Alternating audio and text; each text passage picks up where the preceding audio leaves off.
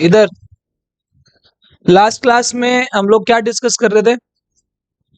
Capacitor, है ना? Capacitor की रियल स्टोरी। आवाज नहीं भाई। कैपेसिटर की रियल स्टोरी। लास्ट क्लास में हम लोगों ने डिस्कस किया था कि ऐसा सर्किट होता है, लेकिन उसकी क्या कंडीशन है? ऐसा सर्किट होता है, ऐसा voltage V plus Q minus Q. ये लास्ट क्लास का टॉपिक था। कब आया था ये सर्किट? एक्चुअल में कैसा होता है? रेजिस्टेंस होता है, ये कैपेसिटर, और यहां ये हम की को क्लोज करते हैं, R और C। इसको बोलते हैं RC circuit. RC circuit. AC circuit में, AC वाले चैप्टर में ये सारी चीजें आएंगी, सारे सर्किट्स आएंगे। आवाज मत करो भाई। देखो, अभी हेडिंग डालो कॉमन पोटेंशियल। लास्ट क्लास में ये किया था ना, C की वैल्यू निकाली थी epsilon not A by D, एक पैरेलल प्लेट कैपेसिटर के लिए। अगर मीडियम आ जाता है तो वो K टाइम्स C हो जाता है। एक, दो, एनर्जी के फॉर्मूले कितने आए थे? 3, half CV square Q square by 2C, half QV। उसके बाद energy density UD equals to half epsilon not E square. ये 4 रिजल्ट हमने कल किए थे। अभी हेडिंग डालो कॉमन पोटेंशियल। Common potential.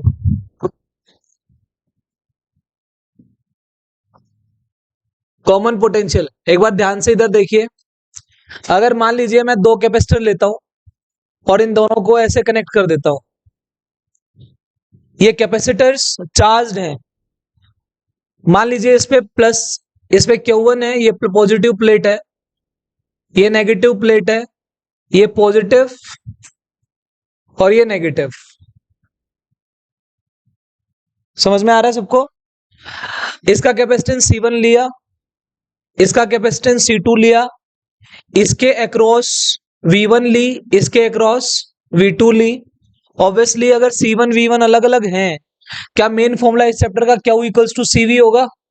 तो क्या इस पे चार्ज Q1, इस पे माइनस Q1, ये चार्ज Q2 और ये माइनस Q2। अगर किसी ने ध्यान दिया C equals to Q by V के अंदर ये जो Q है, Q क्या ये हम पॉजिटिव प्लेट वाला लेते हैं? हाँ। अभी हम आगे जब चलेंगे तो थोड़ा सा हमें और कॉन्सेप्ट समझ में आएंगे कि Q1 कौन सा है। मैं अभी डिस्कस नहीं कर रहा हूं। ये जो Q है, Q ये पॉजिटिव प्लेट का है, पॉजिटिव प्लेट का चार्ज। लेकिन पॉजिटिव प्लेट में भी इनर सरफेस का होता है। अभी के लिए इसको बाईपास कर दो, अलग से कॉन्सेप्ट आएगा, वहां से क्लैरिटी आती है कि ये चार्ज कौन सा होता है। ठीक है? सो पॉजिटिव प्लेट का इनर सरफेस का चार्ज कैसे? जो चार्ज मान लीजिए इधर है, एक बार इधर देख लो। अगर ये 5 कूलम है, अगर मैं कहूं 4 कूलम बाहर है तो 1 कूलम अंदर नहीं होगा? अरे 4 कूलम अगर बाहर है तो 1 कूलम अंदर होगा, तभी तो 5 कूलम बनेगा ना। तो उस फॉर्मूले में 4 नहीं 1 कूलम भरा जाएगा। हाँ जी, अभी आएंगे उस कॉन्सेप्ट पे अलग से कि कैसा, ऐसा क्यों होता है वैसे। अब ये देखो, अगर मान लीजिए मैंने 2 को जोड़ा, अगर 2 को जोड़ा और ये मैंने अभी यहाँ पे की लगा दी, अभी जोड़ा नहीं है, ये C1 है, ये C2 है। अब मैं इसको कनेक्ट करूंगा तो आफ्टर कनेक्शन क्या होगा? ये यहां डायग्राम बना रहे हैं। आफ्टर कनेक्शन बोलो, कौन बताएगा क्या होगा? अरे कैपेसिटर का मतलब कंडक्टर, और कंडक्टर को जोड़ा है तो इसका मतलब कंडक्टर्स के अंदर चार्ज फ्लो करेगा, हाई पोटेंशियल से लो पोटेंशियल। कब तक? जब तक दोनों की पोटेंशियल सेम ना हो जाए। तो अगर मैं कनेक्शन के बाद का डायग्राम बनाऊं तो क्या तुम्हें कुछ ऐसा नजर आएगा कि इसकी पोटेंशियल भी V और इसकी पोटेंशियल भी V? इसी V को क्या बोला है? अरे कनेक्शन के बाद दोनों की पोटेंशियल क्या हो गई? सेम हो गई। तो ये आ गया। अभी चार्ज कितना है इस पे? यहां पे कॉन्सेप्ट देखिए एक बार। तुम लोगों ने law of conservation of charge पढ़ा था क्या? हाँ। क्या पढ़ते हैं उसके अंदर? चार्ज अपने आप को कभी भी चेंज, रीअरेंज करता है। एक जगह से दूसरी जगह जाके इकट्ठा हो जाएगा, लेकिन टोटल चार्ज सेम रहेगा। तो चार्ज चेंज नहीं होता, रीअरेंज होता है, रीअरेंज होता है। जैसे मान लीजिए इस पे 5 कूलम था, इस पे 10 कूलम था, टोटल कितना है 15, पूरे सिस्टम का 5 प्लस 10 15 हो गया। अभी भी ये 15 ही रहेगा, लेकिन जरूरी नहीं है पहले Q1 था तो अभी भी Q1 रहे। क्या मैं मान लू Q1 डैश हो गया कोई, और ये Q2 डैश, क्या कैपेसिटी बदलती है क्या? सी ये कांस्टेंट नहीं आया था, Q directly proportional to V में प्रोपोर्शनलिटी कांस्टेंट कौन आया था? सी। तो सी तो बदली नहीं, ये C2 और ये क्या C1। ऐसा भी हो सकता है कि C1 C2 बदल जाए। कब?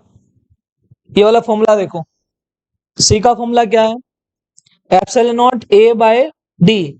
अगर मैं कहूं कि मैंने इनको जोड़ा तो, लेकिन प्लेट्स दूर दूर कर दी, तो क्या कैपेसिटी चेंज हो जाएगी कि नहीं हो जाएगी? डी चेंज होते ही कैपेसिटी चेंज होगी, ए चेंज होते ही कैपेसिटी चेंज होगी। अभी सिर्फ ये बता दो कंजर्वेशन ऑफ चार्ज कैसे लगाओगे? कंजर्वेशन ऑफ चार्ज पहले कितना है टोटल Q1 प्लस, उसके बाद Q1 dash plus Q2 dash, Q की वैल्यू बोलना ऊपर से, CV कितना आएगा यहाँ C1V1 प्लस C2V2, इधर C1 C1 पोटेंशियल कितनी हो गई V, C2 की V, क्या यही तो निकालनी है हम लोगों को? बोलो V कितनी आएगी, C1V1 plus C2V2 bye C1 plus C2। ये एक ऐसा फॉर्मूला है जिसको हर बच्चा क्रैम करता है, लेकिन अगर तुम इस फॉर्मूले को या किसी भी फॉर्मूले को जिस फॉर्मेट में याद करके जाओगे, तुम क्वेश्चन में उसी को ढूंढने की कोशिश करोगे। सोचो, अगर तुम्हारे को पेपर में बैठ के ये फॉर्मूला याद है, क्या तुम क्वेश्चन के अंदर C1 भी ढूंढोगे, V1 भी ढूंढोगे, C2 भी ढूंढोगे, V2 भी ढूंढोगे? और जरूरी नहीं है तुम्हारे को मिले। समझ गए? वो क्वेश्चन की लैंग्वेज ऐसी देगा कि तुम्हें डायरेक्टली ना तो ये पता लगेगा, ये तो चलो दे दिया, पर ये नहीं पता लगेगा, ये पता नहीं लगेगा। तो हम क्या करें, बोलो C1V1 क्या है, Q1 था ना ये, क्या मैं इसको Q1 प्लस Q2 लिख सकता हूं? और क्या ये C1 प्लस C2 लिख सकता हूं या नहीं लिख सकता हूं? पर क्या Q1 प्लस Q2 ये किसके बराबर है, Q1 dash plus Q2 dash, क्या C1 प्लस C2? मुझे सिर्फ ये बता दो, ये जो मैंने लिखा है ये क्या लिखा है? क्या पूरे सिस्टम का चार्ज नहीं लिखा मैंने? तो क्या मैं इसको Q सिस्टम दिखा सकता हूं या नहीं दिखा सकता हूं? तो ये फाइनल फॉर्मूला क्या मैं ऐसे याद रख लूं, Q सिस्टम बाय में C सिस्टम, और C सिस्टम को अभी C1 प्लस C2 मैंने लिखा। एक बात ध्यान रखिए, यहां पे मैंने कॉमन पोटेंशियल निकाली, लेकिन ये मान के निकाली है कि C1 C2 चेंज नहीं हुआ है, ये आ गया। तो मेरी रिकमेंडेशन ये है, आप इसको ऐसे याद ना करके इसको ऐसे याद करो, राइट? तो क्यू सिस्टम आप कभी भी लिख सकते हो, बाद वाले में से भी लिख सकते हो, और इस पहले वाली सिचुएशन में से भी लिख सकते हो। अगर पहले वाली सिचुएशन में से क्यू सिस्टम लिखना पड़ गया, तो Q1 प्लस Q2 लिख दो। ये क्या है, C1V1 प्लस, और ये कई बार डायरेक्ट देता है वो, पहले चार्ज इतना था तो क्यू सिस्टम दे ही ना दिया, तो ये C1V1 C2V2 लगाने की जरूरत है ही नहीं। बात समझ में आ गई? ढंग अलग होना चाहिए, फॉर्मूला सबको आता है, याद करने का ढंग क्या है, Q system by C system, C1 plus C2। जल्दी उतारो इसको फटाफट।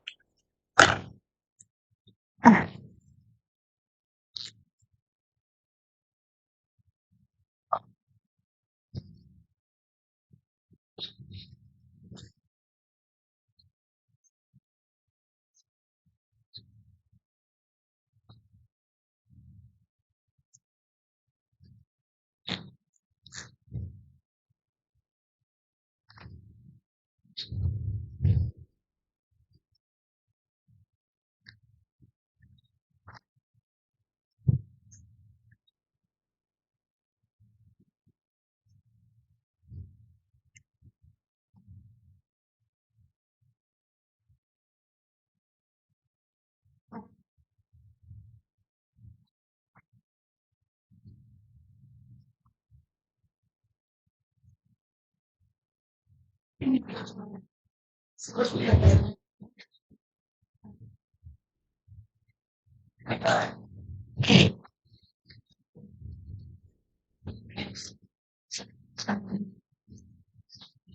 जी, आया समझ में? कॉन्सेप्ट क्या था?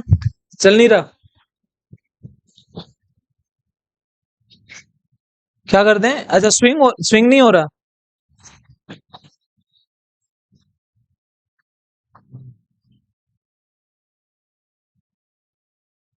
ब्लॉक हो गया क्या ये?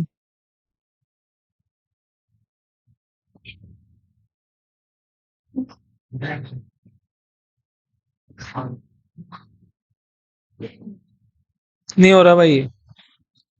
ठंड लग रही है?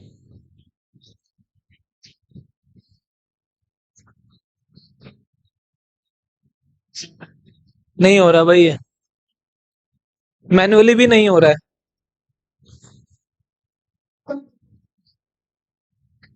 क्या?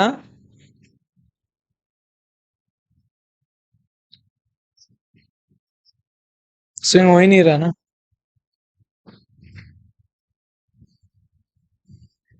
हो गया। क्या कह रही है? तो स्विंग पहले रुका ही तो हुआ था मैडम। अब अरे ऐसा करने में एनर्जी का लॉस हुआ होगा क्या? चार्ज अगर फ्लो करेगा तो एनर्जी का लॉस होगा। अभी हम लोगों को एनर्जी का लॉस निकालना है। लॉस क्या होता है? Initial minus final. मेरे को लगा कह रही है स्विंग कर दे। मैं स्विंग स्विंग के चक्कर में वो बदल ही नहीं रहा था। देख इधर। हाँ जी, यहां नोट बना के लिखिए। अगर यहाँ पे पॉजिटिव प्लेट नेगेटिव प्लेट से कनेक्ट होती तो, है ना? अगर यहाँ पे पॉजिटिव प्लेट नेगेटिव प्लेट से कनेक्ट होती तो क्या होता? अच्छा, इससे पहले मुझे एक बात बताइए। इसमें लिखो, अगर मान लीजिए कनेक्शन के बाद कनेक्शन के बाद अगर मान लीजिए तुम्हारे सी चेंज हो जाते तो क्या होता? लिखो, इफ कैपेसिटेंसेस चेंज आफ्टर कनेक्शन। और मैंने मान लिया जो C1 था वो C1 स्टार हो गया, कोई C2 था तो वो जो C2 स्टार हो गया, तो मेरा क्यू कितना आएगा? ये V common Q1 plus Q2 by C1 star plus C2 star, ये आ जाएगा। डन? सेम है, सेम पहले जैसा, राइट? कर दें इसको इरेज?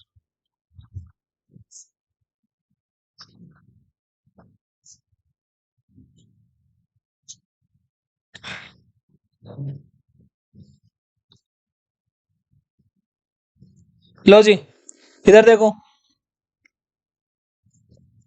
बोलो इसकी एनर्जी कितनी होगी? एनर्जी का फॉर्मूला क्या होता है? इसकी एनर्जी बोलो कितनी है? ½ C1V1 स्क्वायर। इसकी ½ C2V2 स्क्वायर। इसकी एनर्जी बोलो। ½ C1V स्क्वायर। इसकी ½ C2V स्क्वायर। डन। भाई ये क्या इनिशियली है? फाइनल सिस्टम ऐसा हो चुका है। तो यानी कि अगर मैं यहाँ पे यू आई निकालूं, यू आई यानी कि energy of the system initially, क्या इन दोनों को ऐड कर दूंगा? ½ C1V1 square plus ½ C2V2 square. You final क्या आएगी? You final ½ C1V square plus ½ C2V square. मुझे क्या निकालना है? एनर्जी का लॉस। लॉस का मतलब होता है इनिशियल माइनस फाइनल।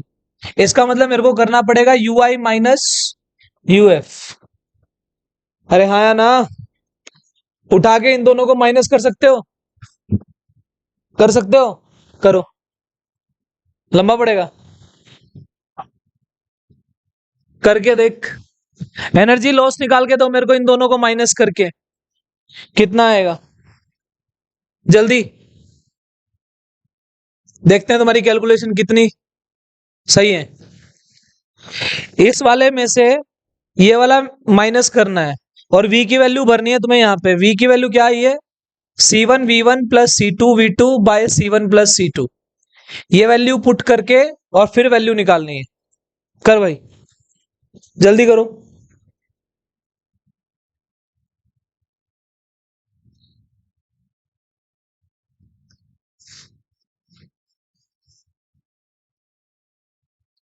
अच्छा, एनर्जी का लॉस क्यों हुआ है और किसकी फॉर्मेट में हुआ है? यहाँ पे एनर्जी का लॉस हीट की फॉर्म में लॉस हुआ इधर।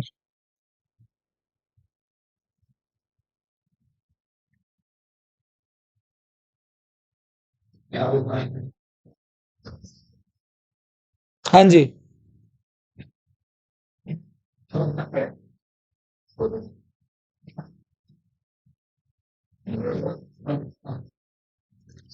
ज्यादा टाइम लगा दिया यार, इतनी जगह घटा भी नहीं आती तुमको। कितना आंसर बोल आगे, वैसे दिखा दे सामने से, ऐसे थोड़े आएगा, इससे क्या कर। हर्षित रिलेशन बता भाई, बोल मत।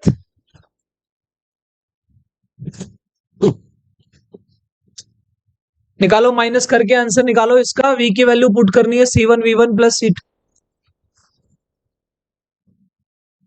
नहीं, मैंने कहा है अगर चेंज हो जाए तो C1 स्टार C2 स्टार आता है।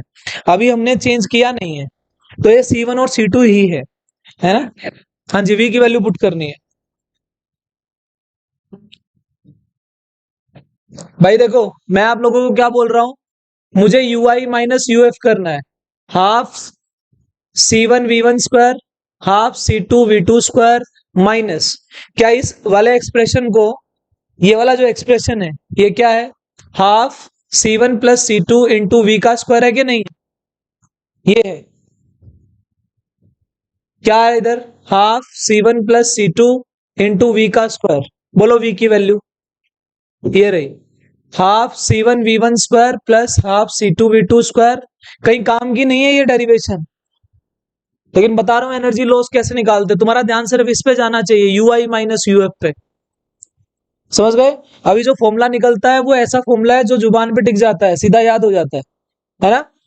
तो ये हाफ C1 प्लस C2, बोलो v कितनी है, ये रही। क्या नीचे C1 प्लस C2 का स्क्वायर हो जाएगा, ये C1v1 प्लस C2v2 का होल स्क्वायर हो जाएगा। एक C1 प्लस C2 से कट जाएगा। अरे हाँ ना, अब इसको माइनस जब करेंगे इसका स्क्वायर खोलेंगे,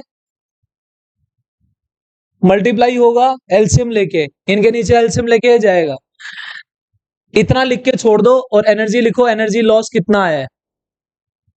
एनर्जी लॉस आया है half C1 C2 by C1 plus C2 V1 minus V2 का स्क्वायर। ये एनर्जी लॉस का फॉर्मूला है, लेकिन ये कहीं कहीं काम आएगा तुम्हारे को, ठीक है। Half C1 C2 by C1, हाँ जी बोलो क्या करना है इसके बाद। बेटा v की वैल्यू पुट कर दी ये वाली वहां पे, हाँ जी वहां पे v की वैल्यू, ये C1 प्लस C2 का होल स्क्वायर कट जाएगा।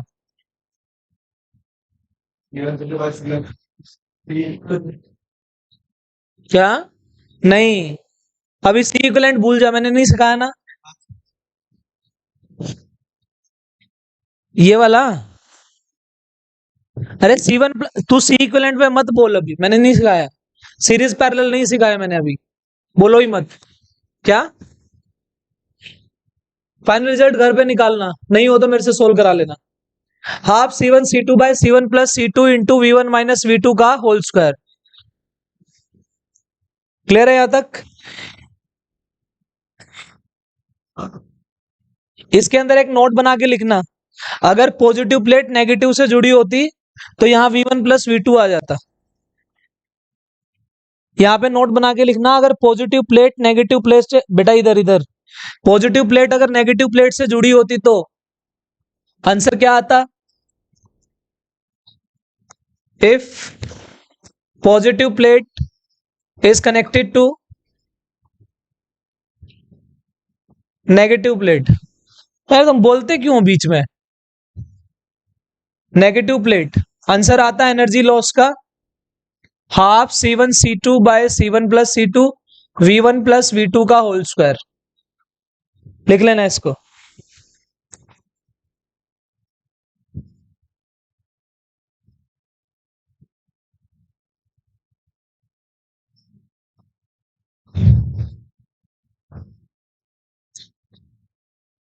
अरे मैं आप लोगों को ये फॉर्मूला याद करने के लिए नहीं बोल रहा हूं, मेरा सिर्फ फोकस इस बात पे है कि लॉस कैसे निकलता है UI माइनस UF से। अभी हीट लॉस के बहुत सारे सवाल मैं कराऊंगा, आपको वो वाली मेथोडोलॉजी और आसान लगेगी। ये जो बोर्ड के लिए जो रिक्वायर्ड होता है मैंने वो कराया है, राइट। बोर्ड में ऐसी ऐसी डेरिवेशंस या ऐसे ऐसे एक्सप्रेशंस जो हैं कई बार सोल्व करने पड़ जाते हैं, तो मैं दोनों चीजों को साथ लेके चल रहा हूं। नेक्स्ट देखिए, इसमें ना एक काम करो, इसी के साथ में ऐसा करना, ये Q1 है, आवाज मत करो, ये R1 क्या है, अब ये कनेक्शन हमने जोड़ा नहीं, चार्ज Q2 है, इसका कैपेसिटेंस मान लो C1 है। क्या ये स्फेरिकल कैपेसिटर ले लिया? क्या ये सारा काम मैंने पैरेलल प्लेट कैपेसिटर लेके किया? और यहां पे मैंने कैसे कैपेसिटर ले लिए? R2। तो इसके नीचे लिख लेना, इसके भी सेम रिजल्ट आएंगे। दो फॉर्मेट में सवाल पूछा जाता है, या तो ऐसे या पैरेलल प्लेट्स को जोड़ देगा। यहां पे क्या आता है, Q1 प्लस Q2, इसको जोड़ोगे बाद में क्या बन जाएगा, Q1 dash plus Q2 dash, same. और यहां से भी V कितनी आती है, C1 V1 plus C2 V2 bye C1 plus C2। और एनर्जी का लॉस कितना आता है, half C1 C2 by C1 plus C2 और V1 माइनस V2 का स्क्वायर। हम मान लेते हैं इसकी पोटेंशियल V1 है, इसकी पोटेंशियल V2। क्लियर है क्या बात? This one. तो इस फॉर्मेट में ये दोनों चीजें पूछी जाती हैं, और ये हमारा कंक्लूजन ये निकला है, ये बस। और ये जो एनर्जी लॉस है इसके साइड में लिख लेना UI माइनस UF, इसमें एड ऑन करके लिख लेना बस। ऐसे भी पूछा जा सकता है, ऐसे भी पूछा जा सकता है। कॉन्सेप्ट कौन सा लगाया है, चार्ज कंजर्वेशन, पहले भी उतना ही था और बाद में भी उतना ही। उम्मीद सामने लिखा हुआ है भाई, उसकी कॉपी में क्या लिखा है, यहां से देख के लिखा, अगर उसने गलत लिखा हुआ हो तो।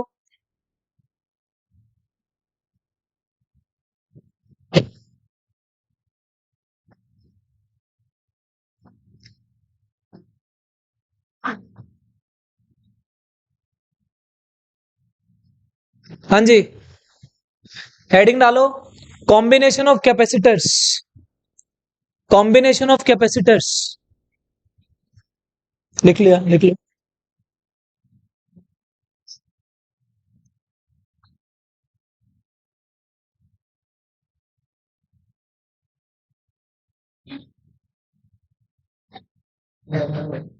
लिखा नहीं, कॉम्बिनेशन ऑफ कैपेसिटर्स।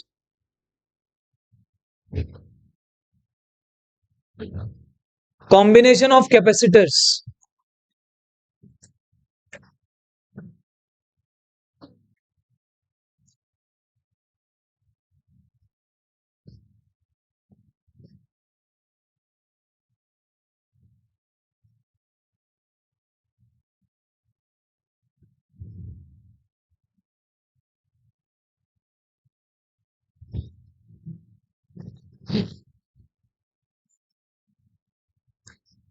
करें भाई?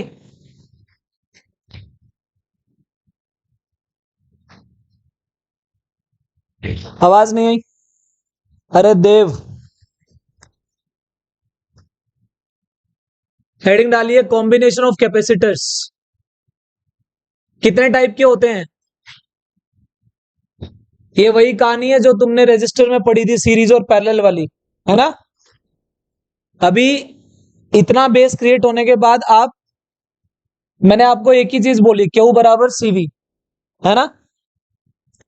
लो जी, यहां लिखिए सीरीज और यहां लिखिए पैरेलल। पहले सीरीज और पैरेलल के फीचर्स देखो। सीरीज का पता कैसे लगेगा, इसमें क्यू सेम होता है, यानी कि चार्ज सेम होता है, और वी डिफरेंट होता है। इसमें जो क्यू है वो डिफरेंट होता है, और चार्ज जो है, पोटेंशियल जो है वो सेम होती है। सिर्फ इतने फैक्टर्स पे आपको पता लग जाता है कि दो डिवाइसेस सीरीज में है कि पैरेलल में। लेकिन अब ये यहां से कहानी शुरू हुई है, ये आप इसको सर्किट थ्योरी में इंक्लूड कर सकते हो, यहां से सर्किट थ्योरी शुरू हो जाती है। समझ गए? आप याद करो तुम्हारे रिजल्ट्स क्या आए थे 10वीं क्लास में सीरीज में। सीरीज में आर के आंसर बोलो। R1 plus R2 plus R3 up to Rn। ऐसे ही पैरेलल में रिजल्ट क्या आए थे? क्या तुम उल्टा करके जोड़ते थे? ये आर नेट है बेटा, यहाँ पे नेट का आप इसको इक्विवेलेंट भी बोल दोगे। कितना आता है? 1/R1 प्लस 1/R2, और ऐसे चलता जाएगा। ऐसा ही होता था। अभी यहां पलट दो, जो रिजल्ट यहां सीरीज में आते थे वो यहां पैरेलल में आएंगे, जो पैरेलल में आते थे वो सीरीज में आएंगे। अब डिराइव कैसे करना है? सबसे पहले सीरीज की हेडिंग डालो, सीरीज कॉम्बिनेशन।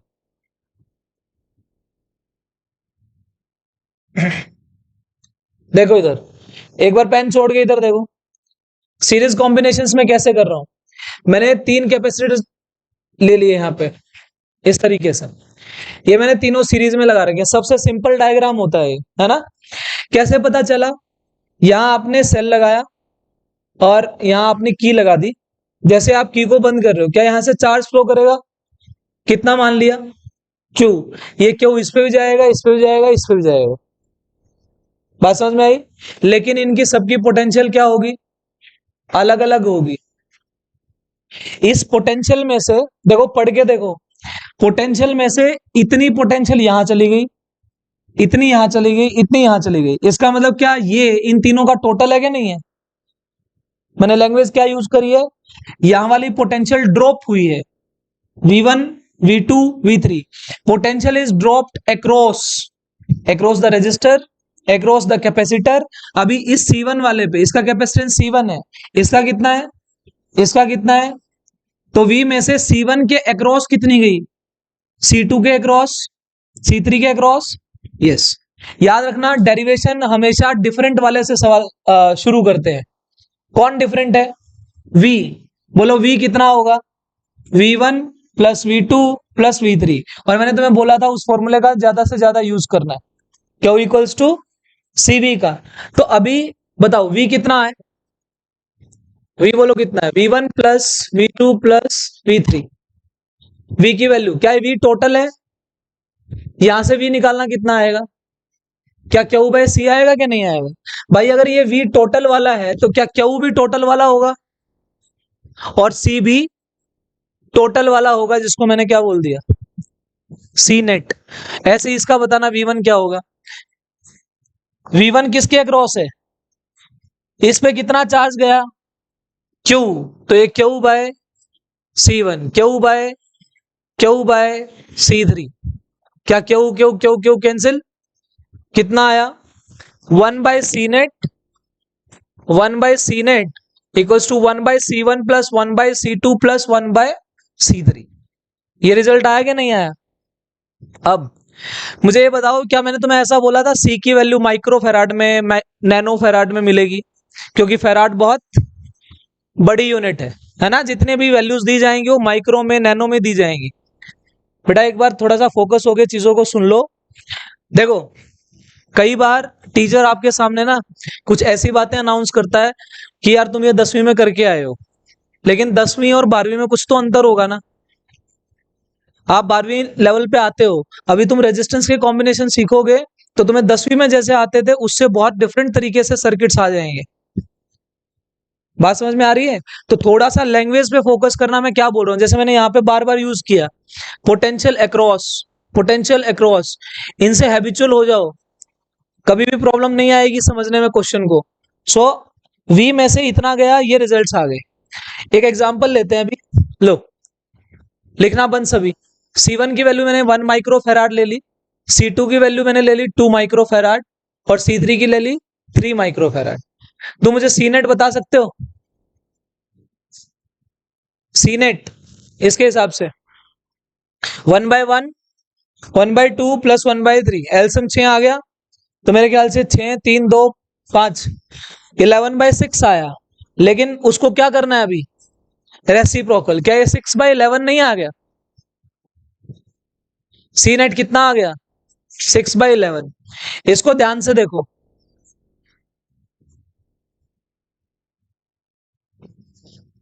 सोच ले। 6/11 ये क्या है? अब मुझे ये बताओ, ये 6/11 जो आएगा, क्या ये 1 से भी छोटा आएगा क्या? अरे सोल्व करोगे, डिवाइड करना आता है। तो ये 6/11 कितना आएगा? 0.5 समथिंग। क्या ये 1 से भी छोटा है? इसका मतलब इसका जो सी नेट आएगा ना, ये छोटे से भी छोटा आएगा। यानी कि यहाँ पे एक एक प्रॉपर्टी समझ में आई, सी नेट जो है is smaller than smallest capacitance. Smallest capacitance. अच्छा, इस चीज को कैसे लिखोगे आप? Reciprocal of C net is the individual sum of the reciprocal of, लिख लोगे लाइन, उल्टा करके जोड़ना है। रेसिप्रोकल सम ऑफ 1 बाय मतलब C1 C2 C3 हमारा क्या आएगा? रेसिप्रोकल ऑफ सी नेट आएगा। उसको पलटेंगे फिर आंसर आएगा। अब हमें क्या करना है, इस फॉर्मूले पे स्टक नहीं होना है। ये तुमने 9वीं 10वीं क्लास में 10वीं में ये पढ़ा है। अब इसको थोड़ा सा मॉडिफाई करके देखो क्या किस तरीके से सवाल आपको करने हैं। कुछ इंपॉर्टेंट रिजल्ट्स क्वेश्चन के दौरान आपको बार बार यूज करने पड़ेंगे। भाई इधर देख लो, इधर बोलो मत, तो मत बैठा कर इसके पास। लो जी, यहां से शुरू कर रहा हूं। कुछ ऐसे रिजल्ट्स जो सवाल की स्पीड बढ़ाएंगे। कैसे? For 2 capacitors. अभी कौन चल रहा है? सीरीज। कितना आंसर आएगा बोलो? 1/C net equals to 1/C1 plus 2 के लिए तो ऐसा ही होगा ना। क्या करो, यहां से सी नेट निकाल लो। कितना आया? C1 C2 बाय, क्या तुम्हें ऐसा लग रहा है इस फॉर्मूले में एलसीएम लेने से बच जाओगे? अरे वहां से वहां एलसीएम लेना पड़ेगा, यहां एलसीएम लेना नहीं पड़ेगा। तो C1 C2 by C1 plus C2। ऐसे ही 3 के लिए बताना।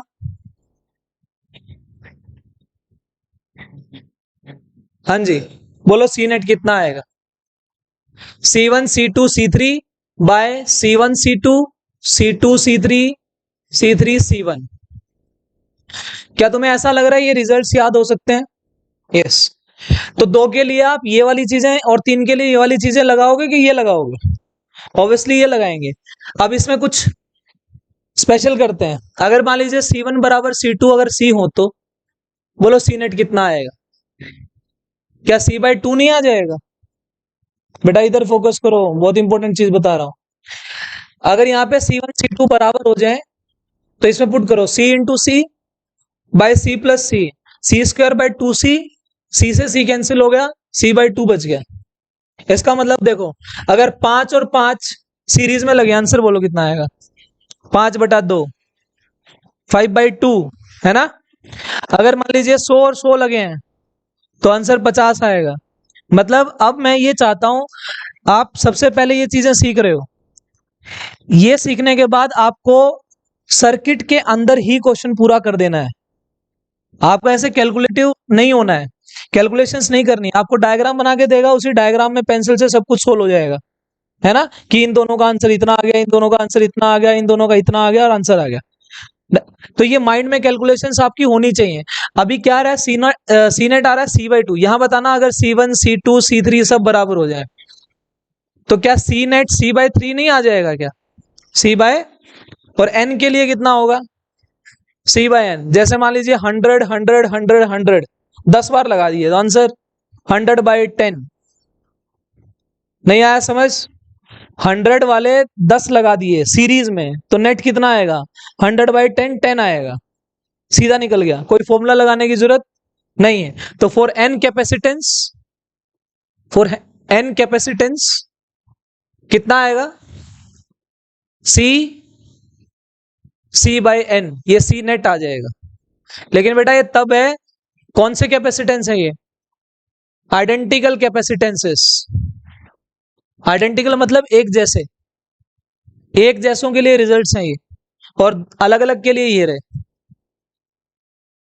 कुछ ऐसी वैल्यूज भी आएंगी जो बहुत ही रेंडमली बार बार यूज होंगी, उनके तुम डायरेक्ट रिजल्ट्स बीच में ही क्वेश्चन करते हुए याद कर लेना कि 2 और 3 है, 4 और 5 है ना, 5 और 8 है।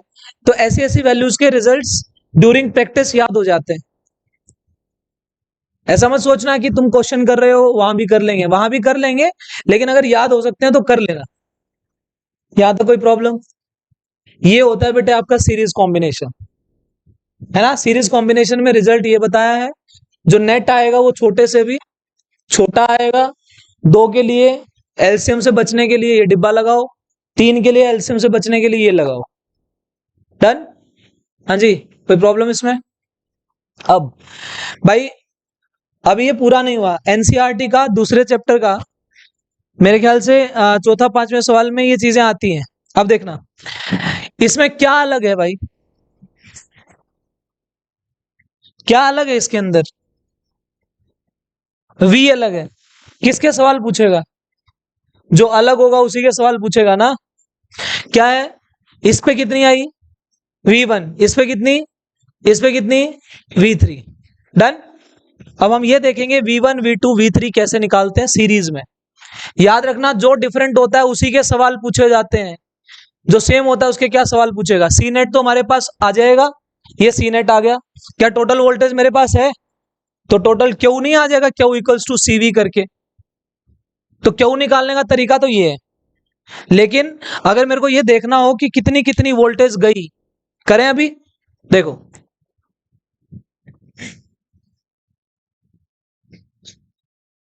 मान लीजिए ये जो फॉर्मूला है क्यू इक्वल्स टू CV, इस क्यू इक्वल्स टू CV में क्या आपको पता है Q is directly proportional to V? हाँ जी, क्यू इज, इससे फॉर्मूले बनाने आते हैं तुम्हें? लेकिन अगर मेरे को V निकालना है तो क्या मैं V का फॉर्मूला निकालूं Q/C? कोई प्रॉब्लम? क्या Q सेम है? इधर देख लो बेटे एक बार, V अगर निकालना है Q सेम है, इसको भगा दो। जो सेम होता है उसका हमारे क्वेश्चन में कोई काम नहीं है। तो V किसके इनवर्सली आ रहा है? C के। क्या प्रोपोर्शनलिटी से फॉर्मूले बनाने आते हैं? V1/V2 C2/C1। क्या इसी बात को ऐसा भी लिख सकता हूं, V1/V2 इक्वल्स टू 1/C1/1 बोलो। क्या वोल्टेज कैपेसिटेंस की उल्टी रेशो में डिवाइड होती है? ये देखो उल्टी है ना ये। तो 1/C1/1/C2। अगर मान लीजिए मैं तुम्हारे को क्वेश्चन देता हूं यहाँ पे एग्जांपल, इसको सॉल्व करने के लिए 3 कैपेसिटर लगाओ, 3 कैपेसिटर, यहां मैंने 10 वोल्ट लगा दिया भाई। डन। इस पे कैपेसिटेंस है 1 माइक्रोफेराड, ये 2 माइक्रोफेराड, ये 3 माइक्रोफेराड का कैपेसिटर।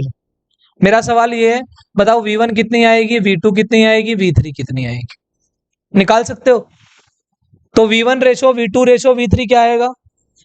1/C1/1/C2/1/C3 करके देखना सॉल्व।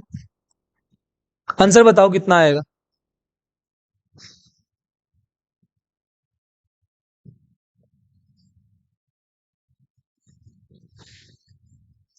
अभी सिर्फ इतने एग्जाम्पल दे रहा हूं ताकि डिब्बा समझ में आ जाए जो बताया है। दुनिया भर के सवाल होने वाले हैं अभी।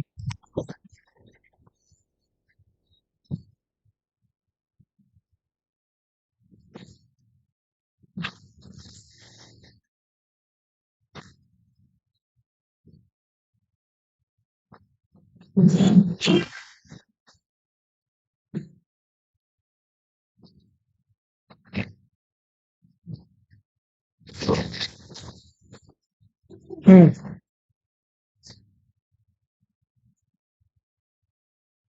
ये इधर वाला हो गया। ये रिजल्ट्स लिख लो जल्दी फटाफट।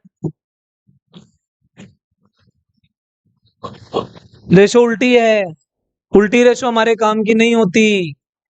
रेशो सीधी करनी आती है, डिनोमिनेटर्स का एलसीएम लो, सबके साथ मल्टीप्लाई कर दो। रेशो उल्टी हमारे काम की नहीं होती, डिनोमिनेटर्स का एलसीएम लो, सबके साथ मल्टीप्लाई कर दो। डिनोमिनेटर में कौन है? हाँ सही आ गया, अब आ गया। लो जी,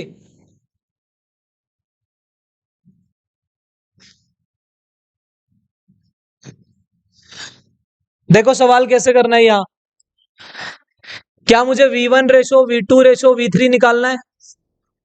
किस में डिवाइड होगा ये? 1/C1 रेशो 1 बाय, बोलो कितना है? 1/1 रेशो 1/2 रेशो 1/3। क्या ये उल्टी रेशो है हमारे काम की?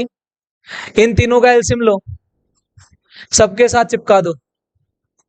चिपका दिया, रेशो सीधी होगी 6 3 2। अब देखो, क्या मुझे V1 निकालना है? ये 8वीं क्लास की बात। बोलो V1 की रेशो कितनी? V1 की रेशो 6 बाय टोटल रेशो 6 3 9 2 11। किसको बांटना है? गुना में 10।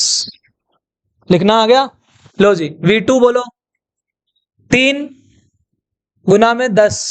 ऐसे ही V3 कितना आएगा? 2/11 गुना में 10। आ गया?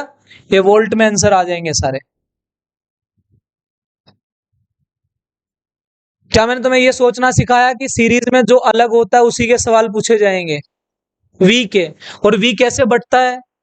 कैपेसिटेंस की उल्टी रेशो में बढ़ता है। 3 दे 4 दे 5 दे, हमेशा उल्टी रेशो आएगी, पहले सीधी करनी पड़ेगी। क्या करके? डिनोमिनेटर का एलसीएम लेके मल्टीप्लाई कर दो, आंसर क्या आ जाएगा? सीधा सीधा आ जाएगा। उसके बाद ये निकालना है, तो ये बाय में टोटल रेशो, और जिसको बांटना है 10 वोल्ट, मतलब मल्टीप्लाई में 10 वोल्ट। क्लियर है क्या यहां तक? चलो नेक्स्ट लिखो, आज का लास्ट टॉपिक पैरेलल कॉम्बिनेशन।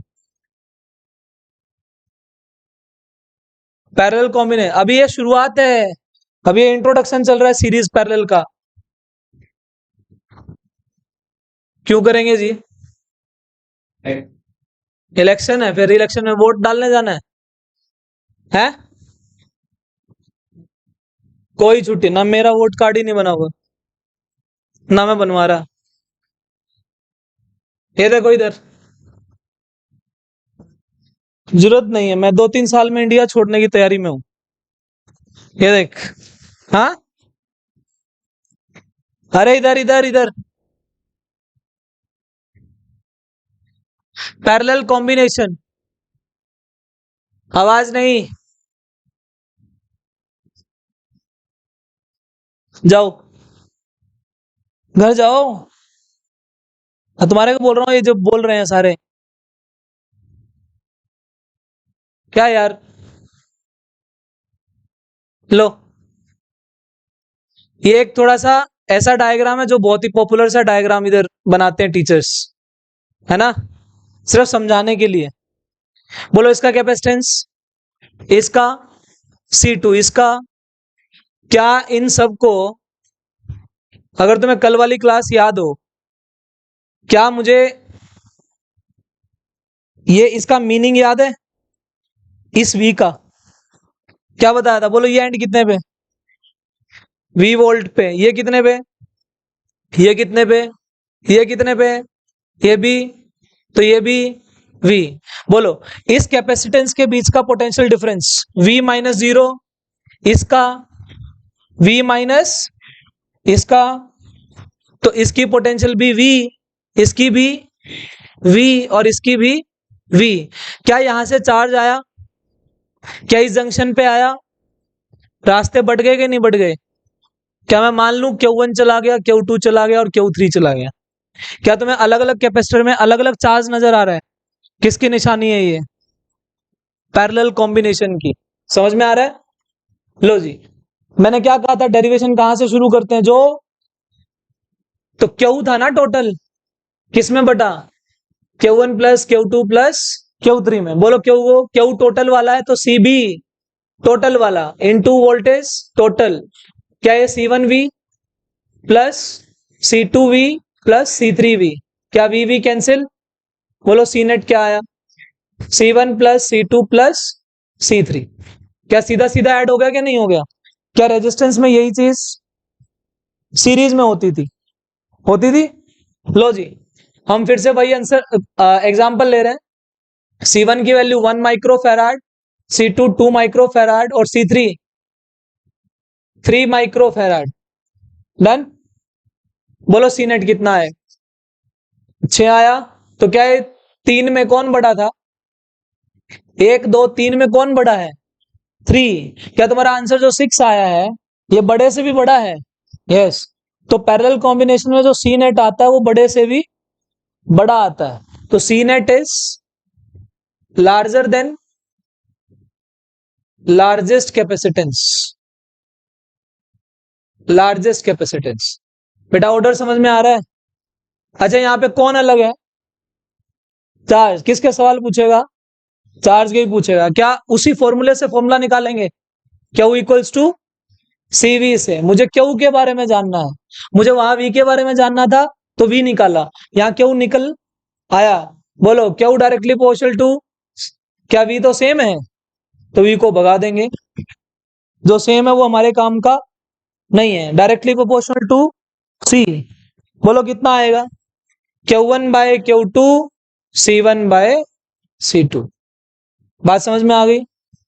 इसी सवाल में अगर मैं एक एग्जांपल यहां पे ले लूं तुम्हें समझाने के लिए, देखो सीरीज में ऐसी मेथडोलॉजी बनेगी और पैरेलल में ऐसी बनेगी जो अभी लिख रहा हूं। एक इन बिटवीन कोई पार्ट ले लो सर्किट का, ये लो, जैसे मान लो ये ले लिया,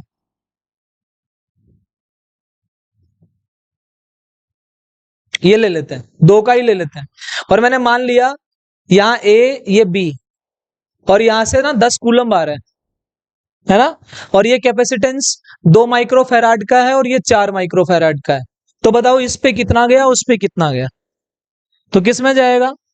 कैपेसिटेंस की रेशो में। क्या आप इसी चीज को Q1 रेशो Q2 बराबर C1 रेशो C2 लिखते हो कि नहीं लिखते हो? तो यहाँ पे बोलो इस पे Q1 मान लेते हैं, इस पे Q2, Q1 रेशो Q2 बोलो, 2:4 करके 1:2 आ गया। डन। फिर से वही मेथडोलॉजी। क्या मुझे, हाँ Q1 निकालना है तो 1/3 किसको बांटना है? 10 कूलम को। ऐसे ही Q2 में 2/3 इंटू में 10। आंसर आ गया 10/3 20/3। सोल्व करके देखो 10 कूलम आएगा, है ना? तो 10 कूलम टोटल आ रहा है।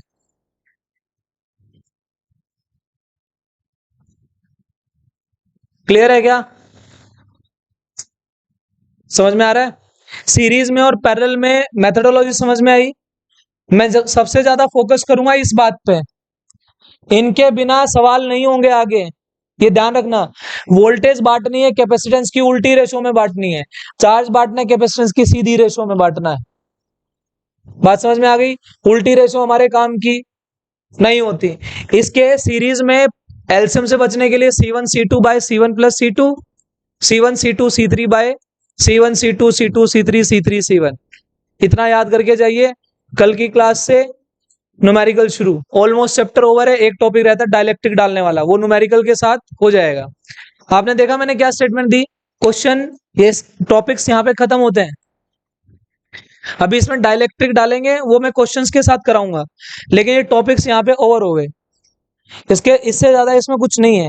अब इनको लगा लगा के कम से कम 12-13 टाइप के सवाल करेंगे। तो यहाँ पे लिख लेना, अब अगली क्लास में न्यूमेरिकल शुरू हो जाएंगे, तो छुट्टी मत मारना जी। कहाँ रहते हो? घर पे?